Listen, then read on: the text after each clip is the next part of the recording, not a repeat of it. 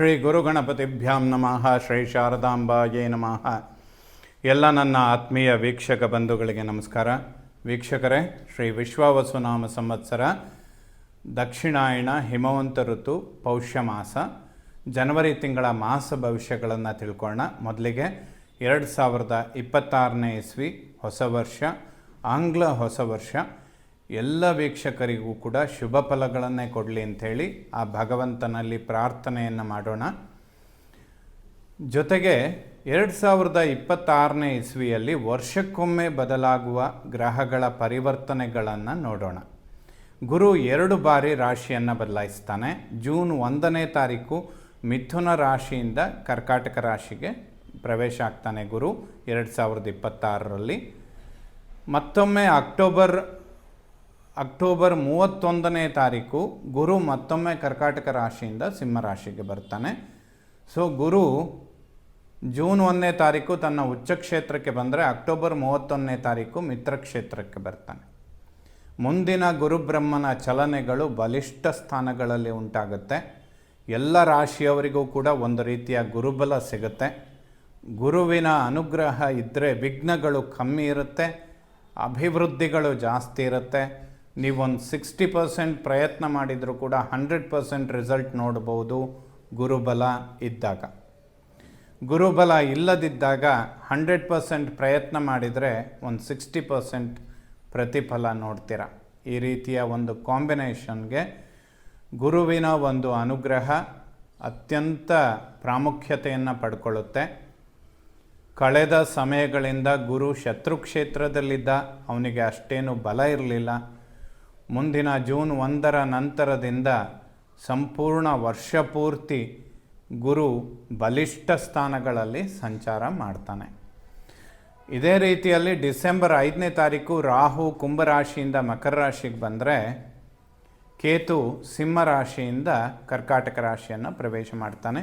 ಈ 3 ಪರಿವರ್ತನೆಗಳು ಕೂಡ ಈ 2026ನೇ ಇಸ್ವಿಯಲ್ಲಿ ನಡೆಯುವಂತಹ ಒಂದು ಪ್ರಮುಖ ಬದಲಾವಣೆಗಳು. ಇನ್ನು ಜನವರಿ ತಿಂಗಳಲ್ಲಿ ಬದಲಾಗುವಂತಹ ಗ್ರಹಗಳನ್ನು ನೋಡೋದಾದರೆ 12ನೇ ತಾರೀಕು ಶುಕ್ರ ಮಕರ ರಾಶಿಗೆ ಬರ್ತಾನೆ. 14ನೇ ತಾರೀಕು ಸೂರ್ಯ ಮಕರ ರಾಶಿಗೆ ಬರ್ತಾನೆ. ಮಕರ ಸಂಕ್ರಾಂತಿ, ಸಂಕ್ರಮಣ, ಉತ್ತರಾಯಣ, ಪರ್ವಕಾಲ, ಸಂಕ್ರಾಂತಿಯನ್ನು ಆಚರಿಸಿ ವರ್ಷದ ಪ್ರಾರಂಭ, ಸಂಪೂರ್ಣ 2026ನೇ ಇಸ್ವಿ ಸಂಕ್ರಾಂತಿಯ ದಿನ ಎಲ್ಲರೂ ಕೂಡ ಭಗವಂತನಲ್ಲಿ ಪ್ರಾರ್ಥನೆ ಮಾಡಿ ವರ್ಷ ಪೂರ್ತಿ ಶುಭ ಫಲಗಳನ್ನು ಕಾಣೋದಕ್ಕೆ ಸಾಧ್ಯವಾಗಲಿ ಅಂತ ಹೇಳ್ತಾ, ಜನವರಿ 15ನೇ ತಾರೀಕು ಕುಜ ತನ್ನ ಉಚ್ಚ ಕ್ಷೇತ್ರವಾದಂತಹ ಮಕರ ರಾಶಿಗೆ ಬರ್ತಾನೆ. ಜನವರಿ 17ನೇ ತಾರೀಕು ಬುಧನು ಕೂಡ ಮಕರ ರಾಶಿಯನ್ನು ಪ್ರವೇಶ ಮಾಡ್ತಾನೆ. ಇದಿಷ್ಟು ಹೊಸ ವರ್ಷದಲ್ಲಿ ಉಂಟಾಗುವಂತಹ ಬದಲಾವಣೆಗಳು. ಈ ಬದಲಾವಣೆಗಳಿಂದ 2026ನೇ ಇಸ್ವಿ ಜನವರಿ ತಿಂಗಳು ಧನುರಾಶಿಯವರಿಗೆ ಮಾಸ ಭವಿಷ್ಯ ಹೇಗಿರುತ್ತೆ ಅಂತ ನೋಡೋಣ. ಧನುರಾಶಿಯವರಿಗೆ ಗುರುಬಲ ಇದೆ. ಲಗ್ನ ಅಥವಾ ರಾಶಿಯ ಮೇಲೆ ಗುರುದೃಷ್ಟಿ ಬೀಳ್ತಾ ಇದೆ, ಖಂಡಿತ ಅಭಿವೃದ್ಧಿಗಳಾಗುತ್ತೆ. ಅದೇ ರೀತಿಯಲ್ಲಿ ಲಗ್ನ ರಾಶಿಯ ಮೇಲೆ ಶನಿ ದೃಷ್ಟಿ ಕೂಡ ಬೀಳ್ತಾ ಇದೆ. ಹಾಗಾಗಿ ಸ್ವಲ್ಪ ಮಂದಗತಿಯಲ್ಲಿ ಕೆಲಸ ಮಾಡೋದನ್ನು ಬಿಟ್ಟು ತುಂಬ ಆ್ಯಕ್ಟಿವ್ ಆದರೆ ಗುರು ಹೆಚ್ಚಿನ ಪರಿವರ್ತನೆಗಳನ್ನು ಖಂಡಿತ ಕೊಡ್ತಾನೆ. ಗುರುಬಲ ಇದೆ. ಆರೋಗ್ಯದ ದೃಷ್ಟಿಯಲ್ಲಿ ಯಾವುದೇ ಸಮಸ್ಯೆಗಳಿಲ್ಲ. ಕುಟುಂಬ ಧನಸ್ಥಾನದಲ್ಲಿ 4 ಗ್ರಹಗಳು ಸೇರ್ತಾರೆ. ಅದರಲ್ಲೂ ಕೂಡ ಪಂಚಮಾಧಿಪತಿ ಕುಜ ಧನಸ್ಥಾನದಲ್ಲಿ ಉಚ್ಚನಾಗಿರ್ತಾನೆ. ಬುಧಾದಿತ್ಯ ಯೋಗ, ಕುಜ ಶುಕ್ರರ ಒಂದು ಯುತಿ, ಬುಧ ಮತ್ತು ಶುಕ್ರನ ಯುತಿ, ಇದೆಲ್ಲದೂ ಕೂಡ ಕುಟುಂಬ ಸ್ಥಾನದಲ್ಲಾಗುತ್ತೆ. ಕುಟುಂಬದಲ್ಲಿ ಸೌಖ್ಯ, ನೆಮ್ಮದಿ ಇದನ್ನೆಲ್ಲ ಕಾಣ್ತೀರ. ಹಣಕಾಸಿನಲ್ಲಿ ಅಭಿವೃದ್ಧಿಗಳು ಉಂಟಾಗುತ್ತೆ. ಅನಿರೀಕ್ಷಿತವಾಗಿ ಧನಾಗಮನಗಳು ಉಂಟಾಗುತ್ತೆ. ಖಂಡಿತ ಈ ವಿಚಾರಗಳಲ್ಲಿ ಯಾವುದೇ ಸಮಸ್ಯೆಗಳಿಲ್ಲ. ಇದೆಲ್ಲ ಮುಂದಿನ 3-4 ತಿಂಗಳು ಅಂದರೆ ಜೂನ್ 1ರ ತನಕ ಧನುರಾಶಿಯವರಿಗೆ ಗುರುಬಲ ಇದೆ. ಸೊ ಯಾವುದೇ ಹೂಡಿಕೆ ಇನ್ವೆಸ್ಟ್ಮೆಂಟ್ ಇದ್ದರೆ ಖಂಡಿತ ಮಾಡ್ಕೊಳ್ಳಿ, ಹೆಚ್ಚಿನ ಲಾಭಗಳನ್ನು ಪಡಿತೀರ. ಪರಾಕ್ರಮದಲ್ಲಿ ರಾಹು ಇದ್ದಾನೆ, ಅವನ ಮೇಲೆ ಗುರುದೃಷ್ಟಿ ಬೀಳುತ್ತೆ. ಕೋದಂಡ ರಾಹು ಯೋಗ ಅಥವಾ ಕೋದಂಡ ರಾಮ ಯೋಗ, ಚಾಂಡಾಲನಾದಂತಹ ರಾಹು ಗುರುದೃಷ್ಟಿಯಿಂದ ಕೋದಂಡನಾಗ್ತಾನೆ ಅಂತ. ಆ ಸ್ಥಾನ 3, 6, 11ರಲ್ಲಿ ಆ ಯೋಗ ಸೃಷ್ಟಿಯಾದರೆ ಅದ್ಭುತ ರಾಜಯೋಗಗಳನ್ನು ಕೊಡುತ್ತೆ ಅಂತ. ಆ ರೀತಿಯಲ್ಲಿ ಧನುರಾಶಿಯವರಿಗೆ ಪರಾಕ್ರಮದಲ್ಲಿ ರಾಹು, ಅವನ ಮೇಲೆ ಗುರುದೃಷ್ಟಿ ಖಂಡಿತ ಶುಭ ಫಲಗಳನ್ನು ಕೊಡುತ್ತೆ. ಯಾವುದೇ ನಿಮ್ಮ ಪರಾಕ್ರಮದಿಂದ ಮಾಡುವಂತಹ ಕೆಲಸಗಳಲ್ಲಿ ಗುರಿ ಮುಟ್ತೀರಾ, ಯಾವುದೇ ಅಡೆತಡೆಗಳು ಇರೋದಿಲ್ಲ. ಮಾತೃವಾಹನ ಸುಖ ಪ್ರಾಪರ್ಟಿ ಅನ್ನುವಂತಹ ಸ್ಥಾನದಲ್ಲಿ ಶನಿ ಇದ್ದಾನೆ. ಏನಾದರೂ ಸಣ್ಣ ಪುಟ್ಟ ವಾಹನದ ವಿಚಾರದಲ್ಲಿ ಖರ್ಚು ವೆಚ್ಚಗಳು ಜಾಸ್ತಿ ಆಗುತ್ತೆ ಧನುರಾಶಿಯವರಿಗೆ. ಮಾತೃವಿನ ಆರೋಗ್ಯದ ಬಗ್ಗೆ ಗಮನ ಕೊಡಿ. ಮೂಳೆಗಳು ಮತ್ತು ನರಗಳಿಗೆ ಸಂಬಂಧಪಡುವಂತಹ ಆರೋಗ್ಯದ ಸಮಸ್ಯೆಗಳು ತಾಯಿಯನ್ನು ಬಾಧಿಸುವಂಥದ್ದಿರುತ್ತೆ. ಏಕೆಂದರೆ 4th ಹೌಸಲ್ಲಿ ಶನಿ ಇದ್ದಾನೆ. ಯಾವುದೇ ಪ್ರಾಪರ್ಟಿ ಖರೀದಿ ಮಾಡುವಂಥದ್ದು, ಮನೆ ಕಟ್ಟುವಂತಹ ವಿಚಾರಗಳಿದ್ದರೆ ಖಂಡಿತ ಶುಭ ಫಲಗಳನ್ನು ಕಾಣ್ತೀರಾ. ಪ್ರಾರಂಭ ಮಾಡೋದಕ್ಕೆ ಯಾವುದೇ ಸಮಸ್ಯೆ ಇಲ್ಲ. ಗುರುಬಲ ಇದೆ. ಭೂಮಿಕಾರಕನಾದ ಕುಜ ಉಚ್ಚ ಕ್ಷೇತ್ರದಲ್ಲಿದ್ದಾನೆ. ಬುಧಾದಿತ್ಯ ಯೋಗ ಇದೆ. ಗುರುಬಲ ಇದಕ್ಕೆಲ್ಲ ಒಂದು ಉತ್ತಮವಾದ ಡೈರೆಕ್ಷನ್ ಖಂಡಿತ ಕೊಡುತ್ತೆ.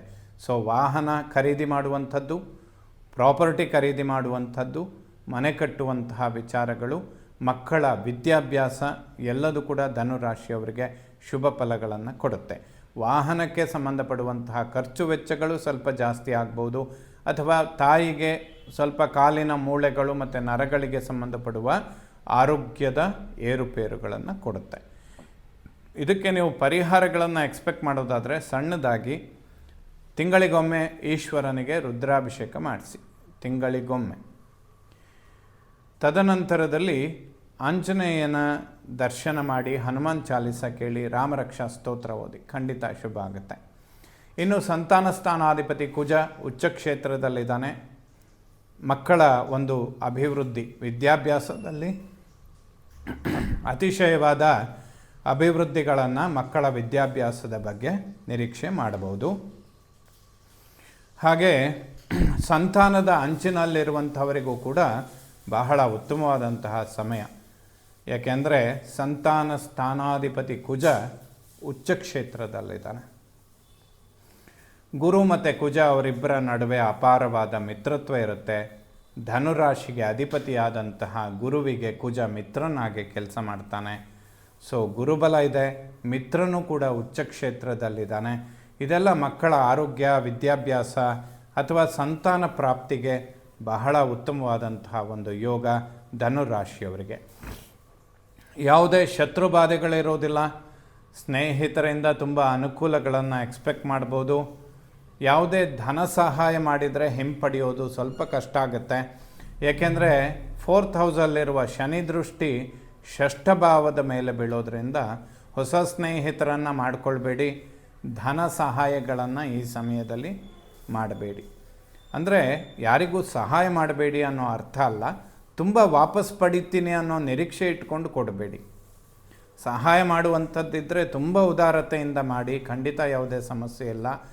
ಟೈಮ್ ಗ್ಯಾಪ್ ಇಟ್ಕೊಂಡು ವಾಪಸ್ ಪಡಿತೀನಿ ಅನ್ನೋವಂಥ ಬಹಳ ದೊಡ್ಡ ನಿರೀಕ್ಷೆಗಳನ್ನು ಇಟ್ಕೊಂಡು ಮಾಡೋದಕ್ಕೆ ಖಂಡಿತ ಹೋಗಬೇಡಿ. ಮಾಂಗಲ್ಯ ಸ್ಥಾನದಲ್ಲಿ ಗುರು ಇದ್ದಾನೆ. ಧನುರಾಶಿಯವರಿಗೆ ವಿವಾಹಕ್ಕೆ ಯಾವುದೇ ಅಡೆತಡೆಗಳು ಖಂಡಿತ ಇಲ್ಲ. ಈ ಸಮಯಗಳನ್ನು ಖಂಡಿತವಾಗಲೂ ಕಳ್ಕೊಳ್ಬೇಡಿ. ಶುಭ ಕಾರ್ಯಗಳಿಗೆ ಅಥವಾ ವಿವಾಹ ಇಂತಹ ಮಂಗಳ ಕಾರ್ಯಗಳಿಗೆ ತುಂಬ ಅದ್ಭುತವಾದಂತಹ ಗುರುಬಲ. 12 ವರ್ಷಕ್ಕೊಮ್ಮೆ ಈ ಸ್ಥಾನಕ್ಕೆ ಗುರು ಬರ್ತಾನೆ. ಇದನ್ನು ಕಳ್ಕೊಳ್ಬೇಡಿ. ವಿವಾಹ ಮತ್ತು ಸಂತಾನ ಧನುರಾಶಿಯವರಿಗೆ ಖಂಡಿತ ಶುಭ ಆಗುತ್ತೆ. ಅಷ್ಟಮ ಭಾವದ ಮೇಲೆ ಯಾವುದೇ ಒಂದು ಪಾಪಗ್ರಹಗಳ ದೃಷ್ಟಿ ಬೀಳೋದಿಲ್ಲ. ಬಟ್ ಪರಾಕ್ರಮದಲ್ಲಿರುವಂತಹ 4 ಗ್ರಹಗಳ ದೃಷ್ಟಿ ಅಷ್ಟಮದ ಮೇಲೆ ಬೀಳುತ್ತೆ. ಸೊ ಈ ಸಮಯಗಳಲ್ಲಿ ವಾಹನ ಚಾಲನೆಯ ಬಗ್ಗೆ ಸ್ವಲ್ಪ ಎಚ್ಚರಿಕೆ ಇಟ್ಕೊಳ್ಳಿ. ಏಕೆಂದರೆ ಪರಾಕ್ರಮದಲ್ಲಿರುವ 4 ಗ್ರಹಗಳು ಅಷ್ಟಮ ಭಾವವನ್ನು ನೋಡ್ತಾ ಕೂತಿದ್ದಾರೆ. ವಾಹನ ಸ್ಥಾನದಲ್ಲಿ ಶನಿ ಕೂತ್ಕೊಂಡಿದ್ದಾನೆ. ಸೊ ಅವನ ದೃಷ್ಟಿ ಕೂಡ ಲಗ್ನ ಮತ್ತು ರಾಶಿಯ ಮೇಲೆ ಬೀಳ್ತಾ ಇದೆ. ಸೊ ಈ ಎಲ್ಲ ಕಾಂಬಿನೇಷನ್ಗಳನ್ನು ನೋಡಿದರೆ ಸ್ವಲ್ಪ ವೆಹಿಕಲ್ ಬಗ್ಗೆ ಗಮನ ಇಟ್ಕೊಳ್ಳಬೇಕು. ಟೆನ್ಷನಲ್ಲಿ ವಾಹನ ಚಾಲನೆ ಮಾಡಬೇಡಿ. ಭಾಗ್ಯಾಧಿಪತಿಯಾದಂತಹ ಸೂರ್ಯ ದ್ವಿತೀಯ ಭಾವದಲ್ಲಿದ್ದಾನೆ. ಬುಧಾದಿತ್ಯ ಯೋಗ ಇದೆ. ಪಿತೃವಿನ ಒಂದು ಅನುಗ್ರಹ, ಆಶೀರ್ವಾದ ಚೆನ್ನಾಗಿರುತ್ತೆ. ಭಾಗ್ಯದಲ್ಲಿ ಕೇತು ಇದ್ದಾನೆ. ಅವನ ಮೇಲೆ ಕುಜನ ದೃಷ್ಟಿ ಬೀಳುತ್ತೆ. ಸ್ವಲ್ಪ ಪಿತೃವಿನ ಆರೋಗ್ಯ ಇದರ ಬಗ್ಗೆ ಗಮನ ಕೊಡುವಂಥದ್ದು ಸೂಕ್ತ. ಮಾತೃವಿನ ಮತ್ತು ಪಿತೃವಿನ ಆರೋಗ್ಯದ ಬಗ್ಗೆ ಗಮನ ಕೊಡಿ. ಕರ್ಮ ಉದ್ಯೋಗದಲ್ಲಿ ಅಭಿವೃದ್ಧಿಗಳನ್ನು ಖಂಡಿತವಾಗ್ಲೂ ಕಾಣ್ತೀರಾ. ಯಾವುದೇ ಸಮಸ್ಯೆಗಳು ಧನುರಾಶಿಯವರಿಗಿಲ್ಲ. ಲಾಭಾಧಿಪತಿ ಶುಕ್ರ ಧನಸ್ಥಾನದಲ್ಲಿದ್ದಾನೆ. ಅನಿರೀಕ್ಷಿತವಾಗಿ ಧನ ಲಾಭಗಳನ್ನು ತಂದುಕೊಡ್ತಾನೆ. ಸೊ 2026 ಸಂಪೂರ್ಣ ಜೂನ್ 1 ತನಕ ಗುರುಬಲ ಇದೆ. ಧನುರಾಶಿಯವರು ವಿದ್ಯೆ, ಉದ್ಯೋಗ, ವಿವಾಹ, ಸಂತಾನ, ಉದ್ಯೋಗದ ಪರಿವರ್ತನೆ, ಹೊಸ ಬಿಸ್ನೆಸ್ಗಳನ್ನು ಮಾಡುವಂಥದ್ದು, ಮನೆ ಕಟ್ಟುವ ವಿಚಾರ, ಪ್ರಾಪರ್ಟಿ ಖರೀದಿ ಮಾಡುವಂಥದ್ದು ಎಲ್ಲದೂ ಕೂಡ ಜೂನ್ 1 ಒಳಗಡೆ ನಿಮ್ಮ ಏನೆಲ್ಲ ಎಕ್ಸ್ಪೆಕ್ಟೇಷನ್ಗಳಿದೆ ಅದರ ಬಗ್ಗೆ ಖಂಡಿತ ಪ್ರಯತ್ನ ಮಾಡಿ. ಗೋಚಾರದಲ್ಲಿ ಗ್ರಹಗತಿಗಳು ತುಂಬ ಉತ್ತಮ ಸ್ಥಿತಿಯಲ್ಲಿದ್ದಾರೆ. ಯಾವುದೇ ಸಮಸ್ಯೆಗಳನ್ನು ಕ್ರಿಯೇಟ್ ಆಗುವ ಸ್ಥಿತಿಗಳು ಖಂಡಿತ ಇಲ್ಲ.